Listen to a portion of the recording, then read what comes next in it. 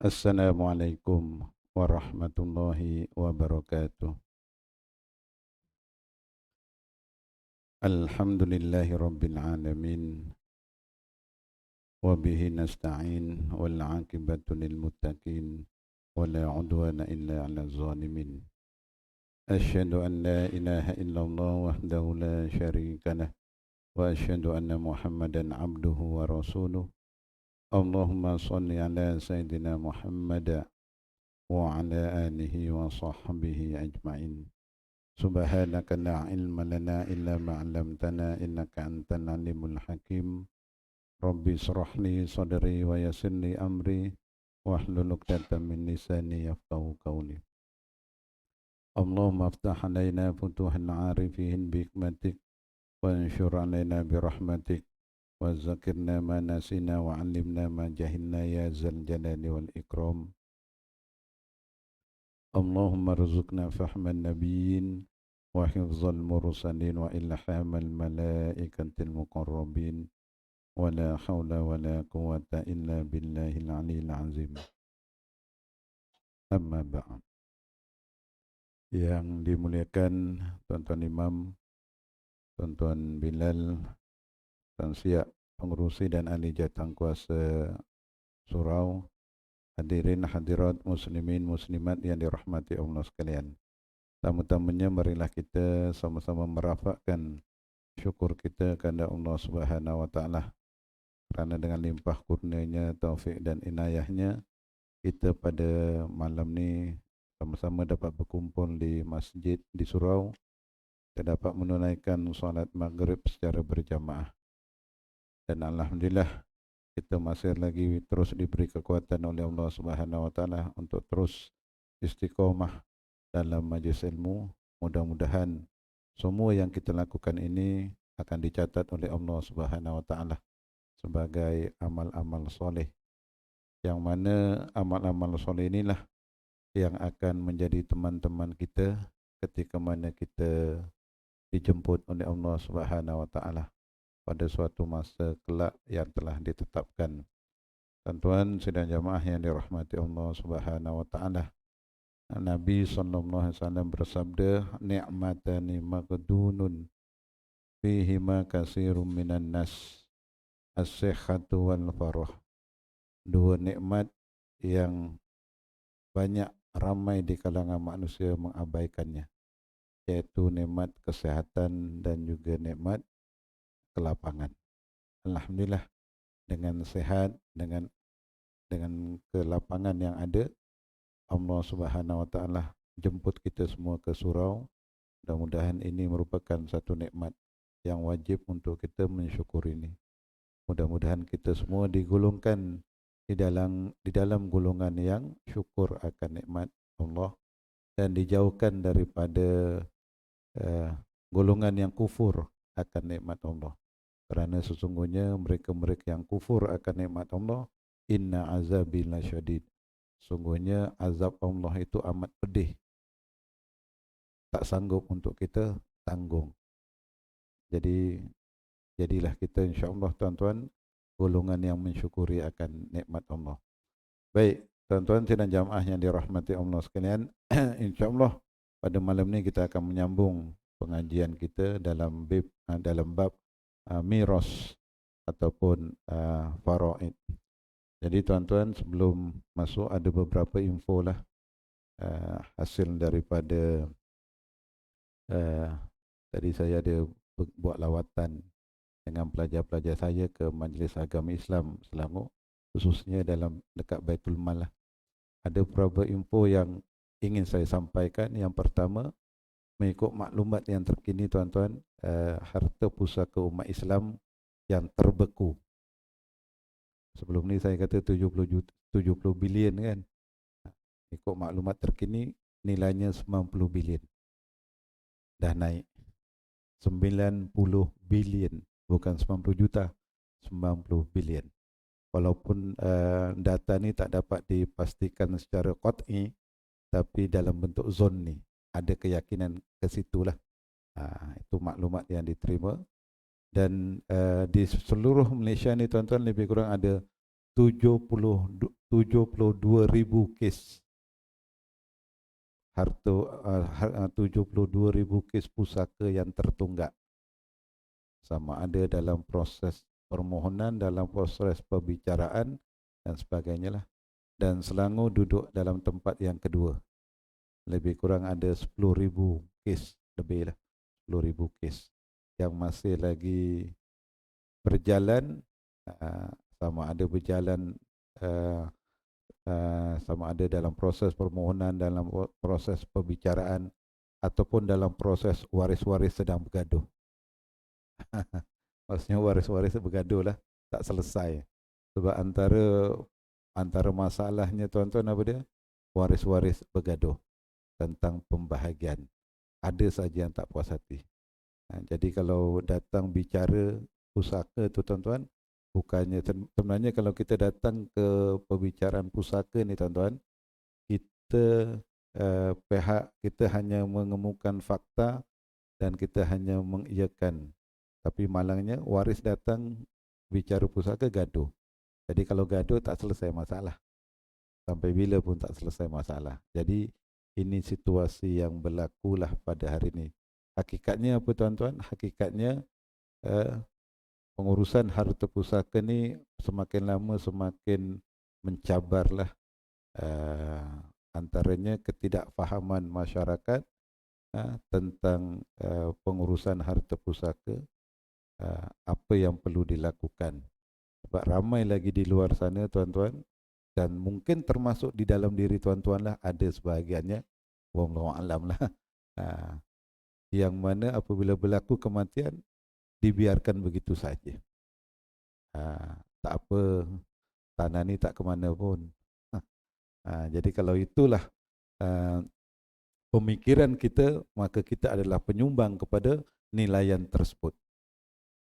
Mungkin kita rasa tak ada masalah sebab kita waris lapisan yang pertama, tetapi nanti kalau kita berada dalam peringkat lapis yang kedua seterusnya, maka dia akan menjadi masalah yang besar lah. Baik, itu antara beberapa info yang perlu kita ketahui. Dan sebab itu tuan-tuan, kita kena, pertama tuan-tuan alhamdulillah lah bertuah kerana dapat mempelajari ilmu faraid ni. Kerana sesuatu ilmu yang semakin dilupakan oleh masyarakat, kerana ilmu ini adalah ilmu yang akan mula-mula sekali hilang di muka bumi ini. Jadi apabila dah hilangnya ilmu ni, maka akan berlakulah situasi-situasi yang mana seperti mana yang disebut oleh baginda Nabi SAW, akan berlakunya pertelingkahan. Baik, tak apa. Jadi malam ni kita terus kepada waris-waris ashabul furud. Waris-waris yang mana bahagian mereka ni telah ditetapkan oleh Allah Subhanahu Wa Taala di dalam Al-Quran. Jadi malam ni kita pergi waris yang ke-8.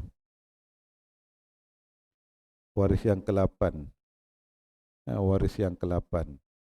Waris yang ke-8 ni disebut sebagai anak perempuan kepada anak lelaki. Anak perempuan kepada anak lelaki. Siapa yang mati tuan-tuan? Kalau warisnya anak perempuan kepada anak lelaki, jadi yang mati siapa? Bapa. Kalau yang mati bapa, warisnya namanya anak. Yang ni anak perempuan kepada anak lelaki. Ni apa ni? Dalam bahasa muda kita, cucu. Anak perempuan kepada anak lelaki. Dia ni adalah cucu perempuan. Jadi yang mati datuk. Yang mati adalah datuk. Kenapa cucu boleh dapat? Kerana bapa dia mati dulu sebelum yang datuk tadi mati. Jadi apabila datuk mati kemudian, maka dia meninggalkan cucu. Tapi cucu tu mesti daripada anak lelaki. Kalau cucu tu daripada anak perempuan, dapat ke tidak? Tak dapat. Ia walaupun dia hampir, tapi ia di bawah kategori zawil arham. Waris yang dekat tetapi tak dapat. Apa makna waris zawil arham ni? Waris yang tidak disebut di dalam Quran. Walaupun dia cucu perempuan kepada anak perempuan, kira dekat dengan datuk lah, dia mati kan. Tapi dia tak dapat. Sebab apa? Disandarkan kepada perempuan. Jadi yang dapat anak perempuan ataupun cucu kepada anak lelaki. Contoh gini tuan-tuan. Sebagai contoh, saya ada anak. Anak saya ada anak. Maksud saya ada cucu lah. Saya ada anak saya lelaki. Okey. Sebelum saya mati, anak saya dah mati dulu. Jadi yang tinggal siapa? Cucu saya lah. Anak kepada anak saya tadi tu. Yang mereka itulah antaranya yang disebut anak perempuan kepada anak lelaki. Itu kedudukan yang disebut sebagai anak perempuan kepada anak lelaki. Baik. Mereka akan dapat berapa tuan-tuan? Dia berada dalam 5 situasi, 5 keadaan. Yang pertama, dia akan dapat 1/2. 1/2 itu maksudnya separuh. 1/2 daripada harta siapa? Harta datuknya. Jika dia seorang saja.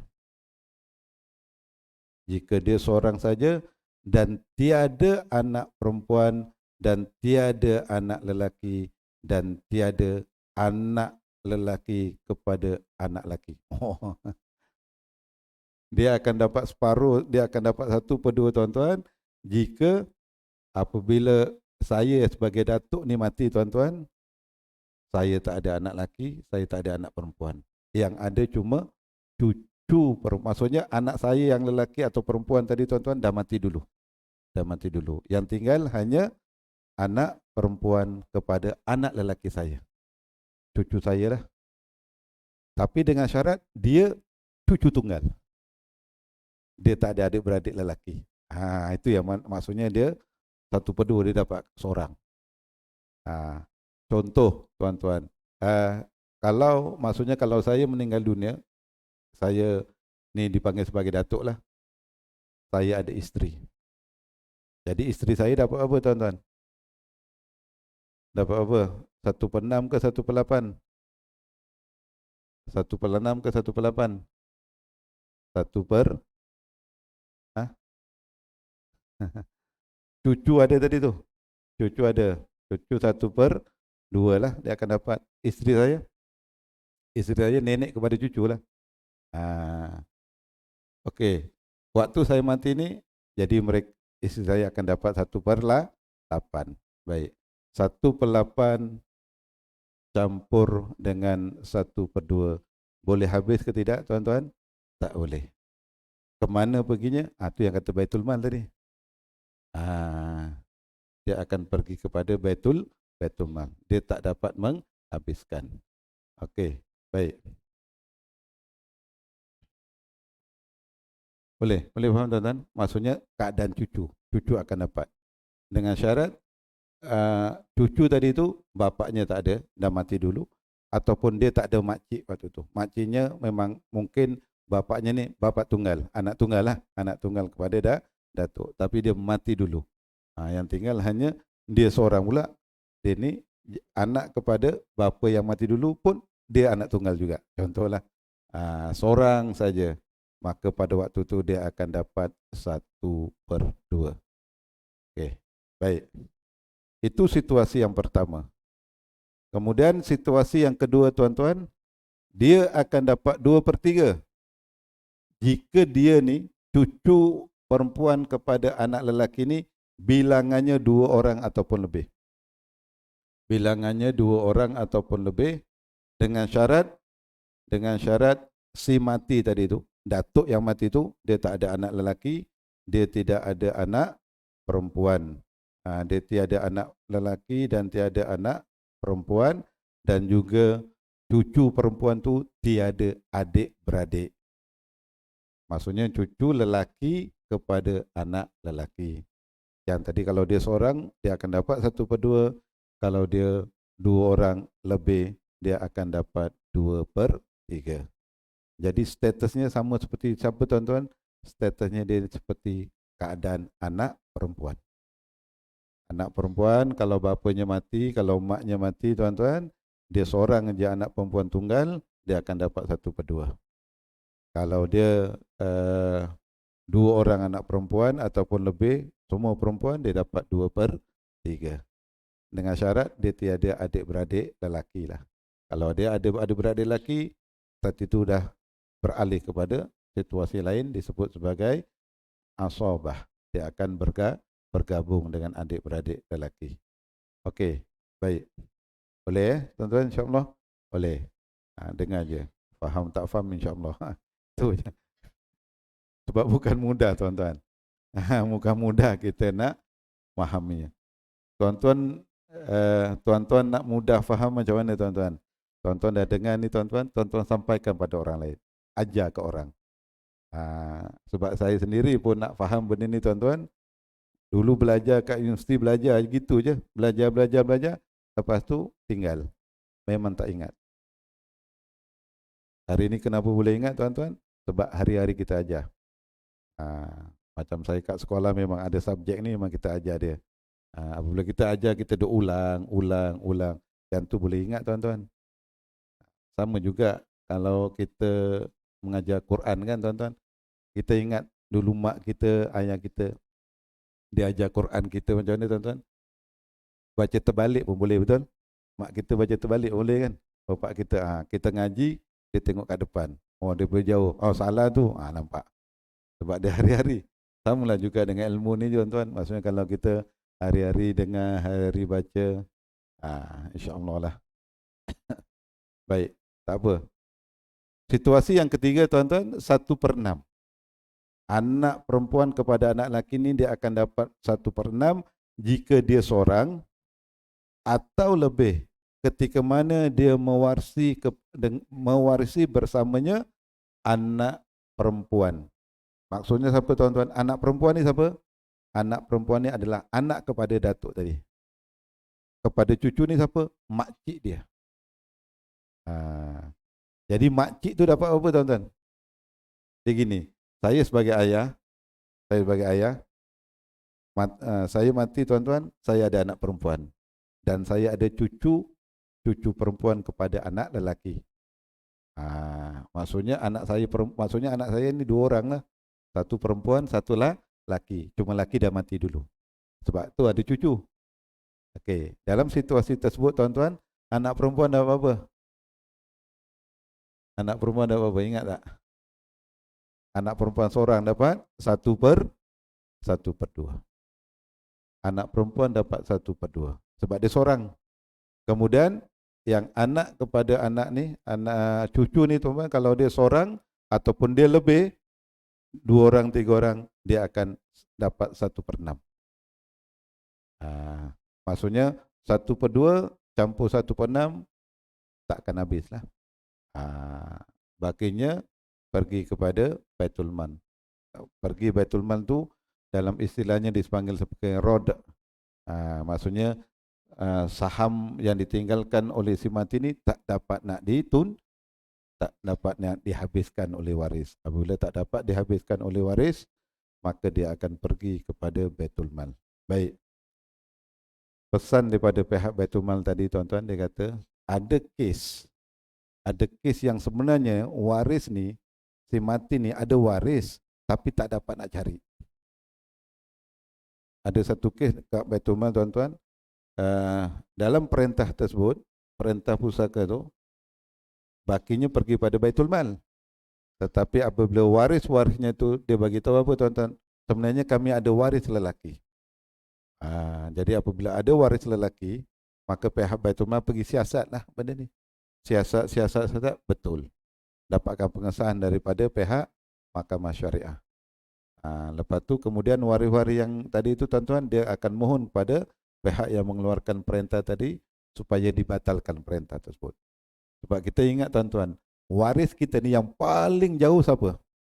Kalau kita mati tuan-tuan, waris kita yang paling jauh sekali siapa?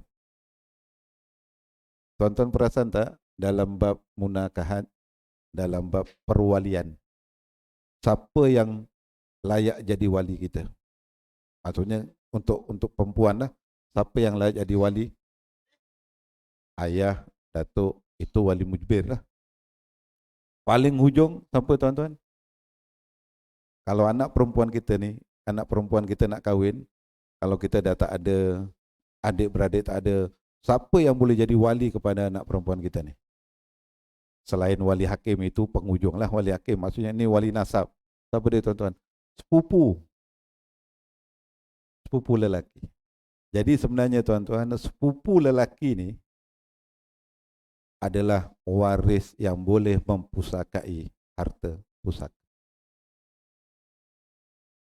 Dia kira yang peringkat ujung lah. Maksudnya yang depan ni semua dah tak ada, dah terhalang.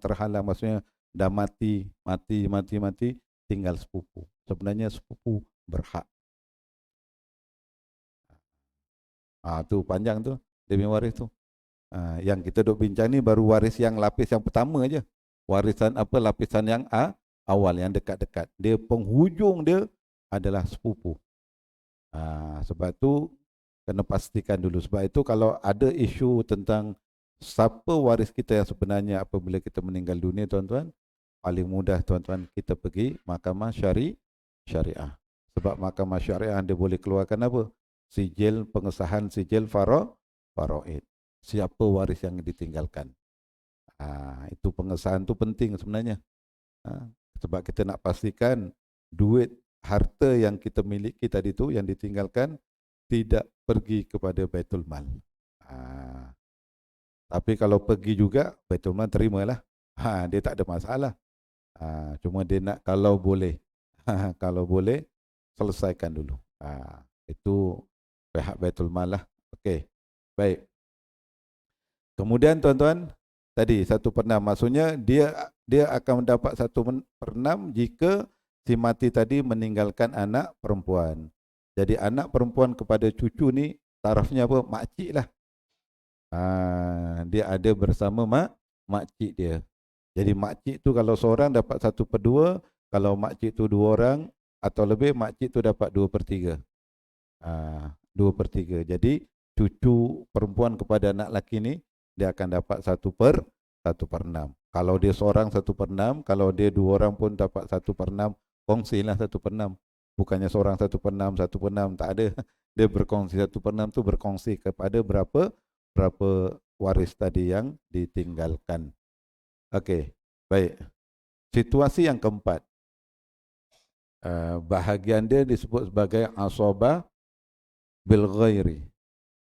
Asabah bil ghairi. Maksudnya apabila anak perempuan kepada anak lelaki ini seorang atau lebih, ketika mewarisi bersama anak lelaki kepada anak lelaki. Maksudnya siapa ni tuan-tuan? Anak lelaki kepada anak lelaki, cucu. Maksudnya adik-beradik anak perempuan kepada anak lelaki. Dia contoh datuk mati yang tinggal cucunya tadi tu. Cucu perempuan kepada anak lelaki, dan dia juga ada cucu perempuan cucu lelaki kepada cucu perempuan kepada anak lelaki, dan bersama dengannya cucu lelaki kepada anak lelaki. Maksudnya siapa? Adik-beradik. Jadi cucu perempuan tu ada adik-beradik. Jadi apabila adik-beradik, mereka menjadi asabah. Kadarnya berapa? 2/1. Kalau cucu perempuan seorang, cucu lelaki seorang, maka hartanya dibagi 3. 1 untuk yang perempuan, 2 untuk lelaki. Ini situasinya lah. Kalau ada adik-beradik lelaki, cucu tersebutlah. Itu dipanggil asabah bil ghairi. Okey, baik. Dan seterusnya dalam situasi yang kelima, mahjub. Maksudnya dihalang untuk dapat harta pusaka.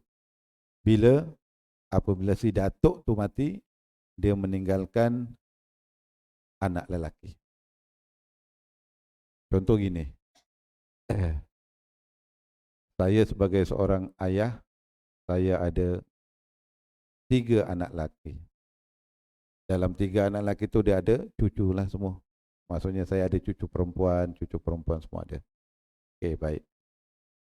Sebelum saya mati, salah seorang daripada anak lelaki saya mati. Jadi apabila saya mati tuan-tuan, cucu tu dapat tak? Yang bapaknya dah mati dulu, tak dapat. Siapa yang dapat? Siapa yang halang? Pakcik dia. Pakciknya kata apa? Engkau budak kecil je, jangan. Tak payah. Sebab tarafnya cucu. Jadi cucu tadi tak dapat sebab apa? Pakcik dia yang menghalang. Jadi pakcik itu maksudnya anak kepada si mati. Anak kepada si mati. Maksudnya anak kepada si mati itu terhalang. Sebab itu dalam situasi macam ni tuan-tuan, di Selangor kita ada enactment wasiat orang Islam 1999. Yang mana enactment wasiat di Malaysia ni tuan-tuan, cuma ada 6 negeri saja yang ada enactment khusus, enactment wasiat orang Islam. Antaranya Selangor, Melaka, Kelantan, ada 6. Itu yang saya ingatlah. Okey, dalam enactment tersebut dia ada memperuntukkan tentang wasiat wajibah. Wasiat wajibah ni kalau bahasa kita wasiat yang wajib dibuatlah. Sebab asal hukum wasiat apa? Sunat aja. Tapi dalam situasi ini disebut wajibah, wasiat yang wajib ditulis. Situasinya macam mana? Itulah situasinya. Apabila seorang datuk yang mana anaknya dah meninggal dunia awal dan dia ada cucu, anak kepada si mati. Kemudian datuk ni pula dia kata dia ada anak lelaki yang lain. Jadi apabila datuk mati, cucu semua tadi tu tak dapat sebab ada pakcik-pakcik yang menghalang. Jadi nak jaga kelangsungan hidup cucu-cucunya tadi ni, datuk dituntut untuk buat wasiat. Dituntut buat wasiat kepada cucu tadi. Sebab apa? Sebab kalau datuk mati, cucu terhalang. Datuk mati, cucu terhalang. Yang ni sebenarnya ramai di kalangan kita, masyarakat di luar, tak tahu. Tuan-tuan pernah dengar enactment? Pernah dengar enactment kan? Enactment siapa yang buat? Maksudnya tak tahulah kan? Enactment ni yang buat, yang gubal siapa? Dewan Undangan Negeri. Kalau akta yang buat siapa? Tu Dewan Rakyat. Itulah akta, keluarnya akta daripada Dewan Rakyat. Kalau enactment keluarnya daripada Dewan Undangan Negeri. Kalau undang-undang kecil keluarnya kat mana? PBT. Macam MPK. Ada kan? Tu dia ada majlis dia, konsel dia. Tu dia boleh undang-undang kecil. Sebab tu memang ramai di kalangan kita, majoritinya tak tahu. Apabila kita duduk sebagai situasi sebagai seorang datuk, kita duduk situasi sebagai seorang nenek contohnya. Anak aku dah mati dia ni, seorang. Aku ada tinggalkan cucu. Esok kalau aku mati, cucu tak dapat sebab ada anak lelaki. Pakcik-pakciknya tadi yang menjadi penghalang. Jadi macam mana nak jaga hak cucu ni tadi? Datuk buat wasiat. Itu yang ada dalam enactment. Tapi kita jarang kita tahu. Sebab biasanya berlaku macam ni lah tuan-tuan. Apabila datuk tak buat, tak lama lepas tu datuk mati. Jadi anak cucu memang confirm tak dapat. Walaupun dia keluarga dekat. Sebab kata yang mati tu kan ayah kepada arwah ayah saya. Contoh gitu kan. Kenapa? Sebab arwah ayahnya dah mati dulu. Sebab tu tak dapat. Okey, boleh faham tuan-tuan. Itu situasinya. Situasi yang berlaku yang mana dia boleh menjadi mahjub, maksud mahjub terhalang. Ataupun bukan setakat ada anak lelaki, maksud cucu tadi tu tak akan dapat jika ada makciknya lebih daripada 2 orang. 2 orang dan ke atas. Tadi kalau makciknya seorang masih boleh dapat lagi. Tapi kalau makciknya ada 2 orang, 3 orang, 4 orang, maka cucu ni tadi tu tak dapat. Terhalang. Nak jaga dengan cara wasiat je. Dan wasiat kadarnya tuan-tuan pun sedia maklum, tidak lebih daripada 1/3. Tapi dalam zaman sahabat Nabi pun tuan-tuan, contohnya ada beberapa sahabat Nabi, dia tak buat wasiat pun sampai 1/3. Biasanya dia akan buat, contoh Sayyidina Ali, dia buat 1/5. Ada sebahagian sahabat lagi, saya tak berapa ingat namanya, 1/4. Sebab 1/4 dia lebih kecil daripada 1/3, 1/5 lebih kecil daripada 1/3. Yang penting, kalau dia buat, dari segi wasiat wajibah kita lakukan tuan-tuan, sekurang-kurang cucu yang kita tinggalkan tadi itu terbela. Sebab hari ini tuan-tuan, semua urusan ni kena dalam bentuk dokumentasi, dokumen. Kalau setakat tuan-tuan, contohlah, tuan-tuan buat wasiat dengan kertas biasa, tuan-tuan tulis. Tuan-tuan tulis. Letak dekat almari, simpan. Esok tuan-tuan mati, anak tengok, ayah aku arwah ada buat wasiat. Tapi baca-baca, ini surat kosong aja. Sah ke tidak tuan-tuan buat wasiat ni? Sah ke tidak tadi tuan-tuan tulis ni? Walaupun dengan kertas A4 ni. Sah. Sah. Tapi nak dijadikan sebagai mengikat hukum tuan-tuan, macam mana wasiat ni yang kertas keping ni bawa ke mahkamah. Bawa ke mahkamah syariah untuk pengesahan, dan tuan-tuan bawa dia punya apa? Saksi-saksi yang mana dulu arwah ada tulis surat ni. Susah ke tidak? Susah. Jadi nak ngelakkan daripada benda susah, buatlah yang mudah. Sebelum mati buat wasiat. Itu je. Itu je lah caranya. Sebab benda ni berlaku tuan-tuan. Benda ni berlaku. Dia hanya surat sekeping je. Ada di kalangan kita kadang-kadang orang-orang tua kita yang dulu-dululah. Kita doakan mereka sejahteralah di alam sana. Kadang-kadang dia hanya buat wasiat secara lisan saja tuan-tuan. Sah ke tidak? Sah. Boleh. Dalam enactment pun menyebut. Enactment Wasiat Negeri Selangor 1999 menyebut wasiat tu dalam dua bentuk. Satu bertulis dan satu lisan. Tapi yang lisan tadi tu nak pastikan siapa yang dengar. Contoh salah seorang daripada anak dengar. Okey, baik. Nak sahkan wasiat tersebut, pergi mahkamah. Mahkamah akan sahkan. Yang kita dengar ni, selain daripada kamu yang dengar, ayah kamu buat wasiat ni, ada tak orang lain dengar? Dan dia akan tengok kredibilitas kita lah. Dia akan tanya itu, ada tak saksi? Jadi kerjanya semakin rumit. Satu rumit, satu kos, satu lagi. Itulah. Jadi ini situasi yang berlaku, dan hari ini banyak berlaku macam itulah. Sebab tu hari ini kalau tuan-tuan merasakan itu satu keperluan, dan saya yakin itu sebenarnya satu keperluan. Sebab apa? Nak mengelakkan tu yang 72,000 tadi tu. Kes satu Malaysia. Kes yang tertunggak, yang nilainya sekarang dah 90 bilion. Antara kesukarannya apa tuan-tuan?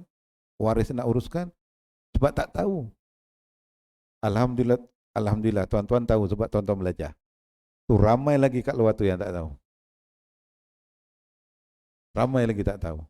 Jadi apabila kita tak tahu, nak permudahkan esok kita mati, mudah waris-waris kita uruskan. Jadi tak ada waris-waris kita pun tak adalah gaduh-gaduh. Sebab ada yang mentadbir, ada yang mengurus, dilantik secara undang-undang. Jadi waktu hidup kita buat. Itulah caranya. Itu cara yang terbaik, dan itu pun juga yang disebut di dalam dalil-dalil Quran dan juga hadis Nabi SAW. Baik. Ada persoalan? Waris untuk anak perempuan kepada anak lelaki 5 je keadaan. Okey, boleh. Ada soalan sebelum saya berpindah kepada waris lain? Ada? InsyaAllah faham. Kita faham. Yang waris anak cucu tadi tu, dia ada situasi. Boleh ya? Boleh. Okey. Kalau boleh saya pindah kepada satu lagi waris tuan-tuan, insya-Allah. Okey. waris saudara perempuan seibu sebapa. Siapa dia saudara perempuan seibu sebapa? Adik-beradik si mati. Contoh, kita mati tuan-tuan, selain daripada kita ada isteri, kalau isteri kita ada lagi lah, isteri kita ada waris, sebagai waris, ada kita meninggalkan isteri, kita meninggalkan anak lelaki, kita meninggalkan anak perempuan, kita ada adik-beradik. Baik, adik-beradik ni boleh dapat atau tidak tuan-tuan? Boleh dapat, tetapi bergantung kepada waris yang sedia ada. Asasnya dia dapat sebab disebut dalam Quran. Tetapi dia tidak secara mutlak, dia ada pembatasannya. Okey, baik. Yang pertama, kalau dia seorang saja, dia seorang, maksudnya dua beradik hidup, ada dua beradik, dua-dua tak kahwin. Contohlah, dua-dua bujang. Yang laki ni mati, yang laki ni mati. Jadi yang ditinggalkan sama ada adik perempuan ataupun kakak perempuan lah. Jadi adik perempuan, kakak perempuan ni tuan-tuan, dia akan dapat apa? 1/2 daripada harta yang ditinggalkan oleh abangnya ataupun harta yang ditinggalkan oleh adik-beradik lelakinya. Baik. Kalau mereka ni lebih daripada seorang, mereka akan dapat 2/3. Jadi dia duduk seperti waris anak perempuan jugalah. Kalau lebih daripada 2 orang, dia akan dapat 2/3. Baik. Kemudian dia akan dalam keadaan asobah. Asobah ni bergabunglah.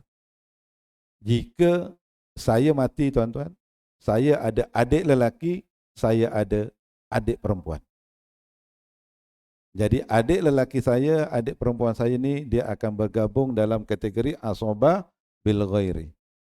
Maksudnya harta saya yang saya tinggalkan terus pergi kepada mereka, 2 orang. Tapi 2 orang ni dibagi 3 lah. Yang laki dapat 2, yang perempuan dapat 1. Tapi syaratnya saya tak ada anak lah. Ni cerita kita tak ada anak lagi lah. Dan saya waktu tu pun tak kahwin lagi, bujang. Sebab tu saya tak letakkan saya ni ada isteri yang ditinggalkan, tak ada. Baik, okey. Kemudian tuan-tuan, dia akan mendapat asobah ataupun baki jika dia mewarisi bersama anak perempuan. Dia mewarisi bersama anak perempuan. Maksudnya apa? Baik, maksudnya gini. Saya meninggal dunia. Waktu saya meninggal dunia, saya meninggalkan isteri. Saya meninggalkan anak perempuan. Anak laki tak ada, anak perempuan. Kemudian saya ada adik perempuan. Okey. Isteri saya dapat apa? 1/8. Kenapa 1/8? Sebab saya ada anak. Bukan isteri tu anak dia, saya, anak saya. Sebab mungkin anak saya tu bukan isteri yang saya tinggalkan, mungkin isteri lama. Kena ingat tuan-tuan. Maksudnya anak tu bukan anak isteri saya tadi. Yang mati saya, anak saya. Sebab mungkin anak saya tu bukan isteri saya yang saya tinggalkan, mungkin isteri yang dah mati dulu ataupun isteri yang dulu-dululah. Contohlah. Faham? Okey. Kemudian anak perempuan tadi tu, anak perempuan saya contoh seorang, dia akan dapat 1/2. Tak dapat habiskan? Siapa yang boleh habiskan ni? Saudara perempuan saya ni boleh menghabiskan. Dia duduk sebagai asobah. Dia duduk sebagai asobah. Bakinya adik-beradik perempuan saya dapat. Bukan setakat adik-beradik perempuan saya dapat. Andai kata waktu itu saya pun ada adik-beradik lelaki, ada adik-beradik perempuan. Jadi adik-beradik lelaki saya, adik-beradik perempuan saya akan dapat dalam kategori asobah. Contoh asobah tu nilainya ada 1 bahagian. Jadi 1 bahagian tu berapa nilainya? 1 juta. 1 juta tu bagilah pada adik-beradik saya tadi tu. Atas kadar kalau ada laki ada perempuan, atas kadar 2 nisbah 1. Tu baki dia akan dapat. Tapi syaratnya saya tak ada anak laki. Tapi apabila saya ada anak laki, maka adik-beradik saya automatik tertolak semua. Adik-beradik saya tu dengan anak saya ni siapa? pakcik ya kan? Maksudnya pakcik. Minta maaf pakcik, pakcik duduk tepi dulu. Nanti ada lebihan saya belanja. Dia tertolak. Itu powernya anak laki. Ataupun waktu saya meninggal dunia, ayah saya hidup lagi. Walaupun saya tak ada anak lelaki, tapi ayah saya hidup lagi. Maka adik-beradik saya ditolak oleh ayah saya. Ayah saya dengan adik-beradik siapa? Anak dia juga. Anak dia juga. Kau tak payah, kau budak kecil. Ni bapak yang dapat. Tu dia punya situasi lah. Okey. Baik. Kemudian yang terakhir, saudara perempuan seibu sebapa ni akan mahjub di dinding. Dia tak akan dapat. Siapa yang menolak mereka tuan-tuan? Anak lelaki dengan bapa. Jadi anak lelaki dengan, kalau bapa ni dia power, istilahnya kalau istilah hari ni main dua kolam. Dalam kategori ni pun dia ada, dalam kategori satu lagi dia pun ada. Dia boleh power lah, dia boleh tolak. Dan satu lagi anak lelaki. Anak lelaki memang dia power lah, dia boleh tolak adik-beradik. Adik-beradik si mati. Maksudnya pakcik duduk dulu tepi, makcik duduk dulu. Saya ni, saya waris lelaki. Walaupun dia waris lelaki ni bawah umur, dia tetap ada kuasa. Walaupun anak lelaki yang ditinggalkan oleh si mati ni baru berusia 2 bulan, baru berusia 1 bulan, tapi kerana dia lelaki, dia boleh menolak pakcik-pakcik dan makcik-makciknya daripada mendapat harta pusaka bapa kepada anak ni. Jadi itulah situasinya. Maksudnya saudara perempuan ini tuan-tuan, dia dipanggil sebagai waris hawasi, sisi. Waris sisi lah. Kalau bapa, usul kita, asal kita. Kalau anak, waris cabang kita, furuk cabang. Adik-beradik, pak saudara, mak saudara, sampai sepupu, ni waris hawasi, waris sisi lah. Yang mereka akan, hakikatnya mereka boleh dapat, tapi bergantung kepada waris yang ditinggalkan, insyaAllah. Boleh tuan-tuan, cukuplah 2 waris saja. Kalau lebih nanti tak lalu, tuan-tuan. Okey, boleh. Ada soalan sebelum saya tutup? Tak ada ya? Faham? Ya, Tuan Haji. Alhamdulillah. Kena minta. Alhamdulillah.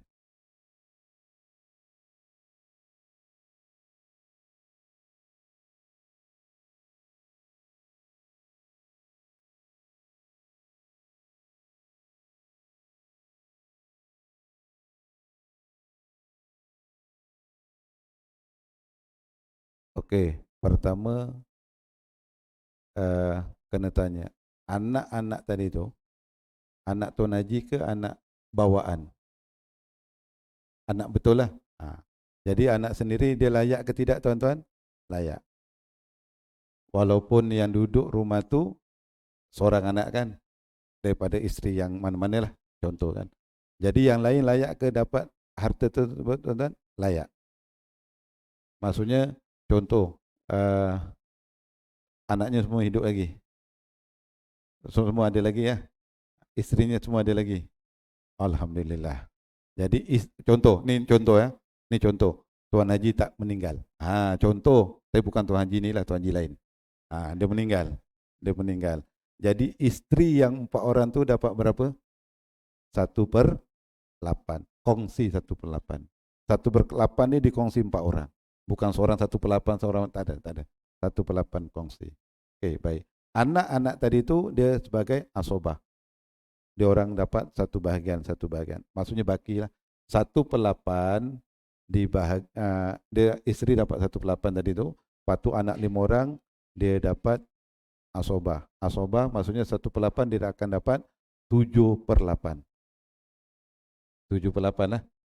Jadi 7/8 ni nanti dibagilah pada 4 orang ni. 4 orang. 1/8 ni pun nanti akan dibagi pada 4 orang. Itulah. Jadi senang cerita, kalau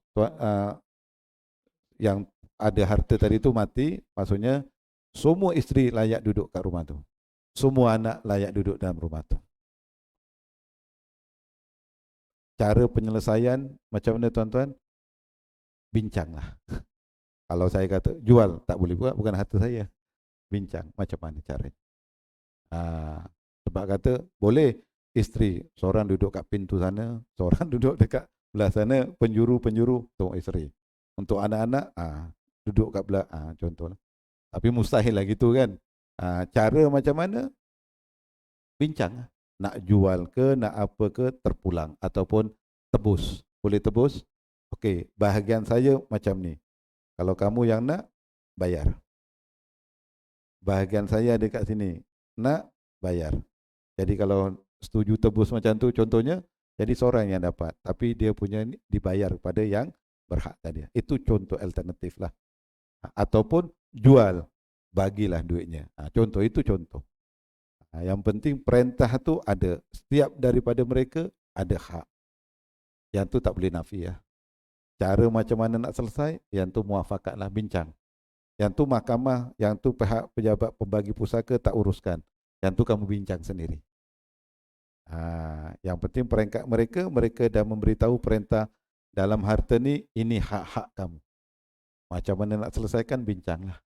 Okey, itu caranya yang terbaik. Boleh tuan-tuan Ada soalan? Tak ada kot. Okey, kalau tak ada rasanya cukup sekadar itu.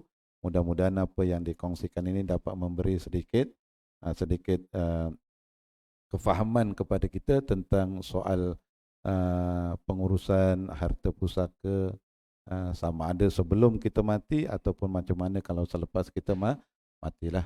Sedikit kefahaman, mudah-mudahan kita semua diberikan ilmu ini dan kita boleh sampaikanlah pada orang lain. Jadi akhir kalam kita tutup majlis ini dengan sama-sama kita membaca tasbih kafarah dan surah Al-Asr. Subhanakallahumma wa bihamdika asyhadu an la ilaha illa anta astaghfiruka wa atubu. Bismillahirrahmanirrahim. Wal 'asr innal insana lafi khusr illa alladzina amanu wa 'amilus solihati wa tawasaw bil haqqi wa tawasaw bis sabr. Wabillahi taufiq wal hidayah. Assalamualaikum warahmatullahi wabarakatuh. Alhamdulillah.